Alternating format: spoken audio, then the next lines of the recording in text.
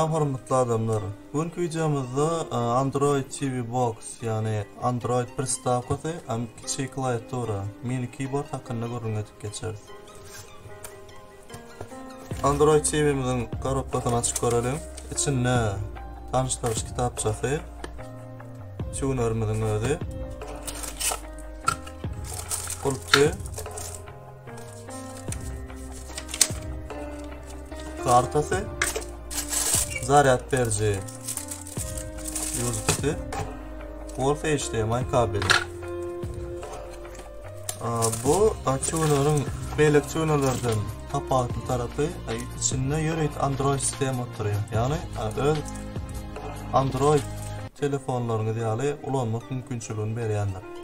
Sonra flashga çatyp bolýar. HDMI kabelden televizora çatyp bolýar. AUX yürüyüt AUX çatyp bolýar kolonkalara. Yürüyüt çülpanlar bilen we chip hem tartyp bolýar. Wi-Fi 2 surlu kabelden hem çatyp bolýar. Hem de besprovодной, yani sıyımsız hem çatyp bolýar.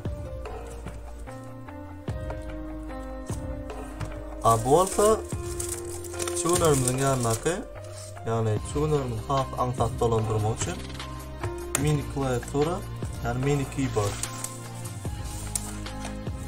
açıp görüyoruz. İçinde klaviaturamızın var. Bu tanıştırış kitapçası, zaryat verici USB'si var. İşletilen şular yani açarcı var. On off, off'ta dursa çıkıyor, on'da dursa işlettiriyor. Yani karanlık yerdeyde yürütü çıracıklar yani kızıl, yaşıl, gök. Hayse gözümüze yakın olsa yakıp işletebiliriz.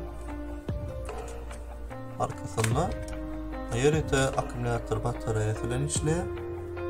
Hem de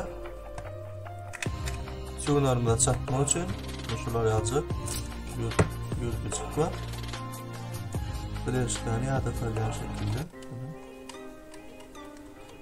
acını tapacağız.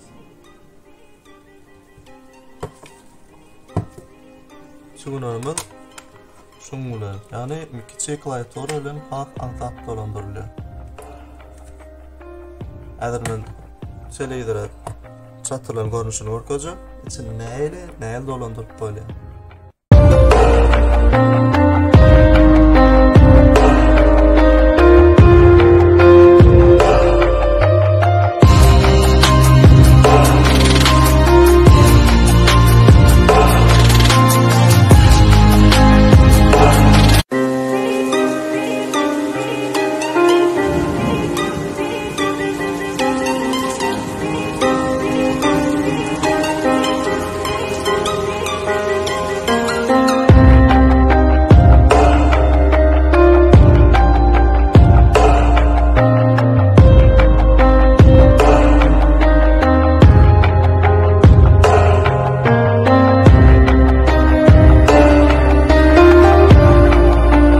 Hormatly izleyijiler, şunun bilen biz bugünkü videomuzu geçirip tamamlayarız. Size bu Android TV'miz hem de mini keyboard'umuz konuda yaranır deyip umid ediyorum.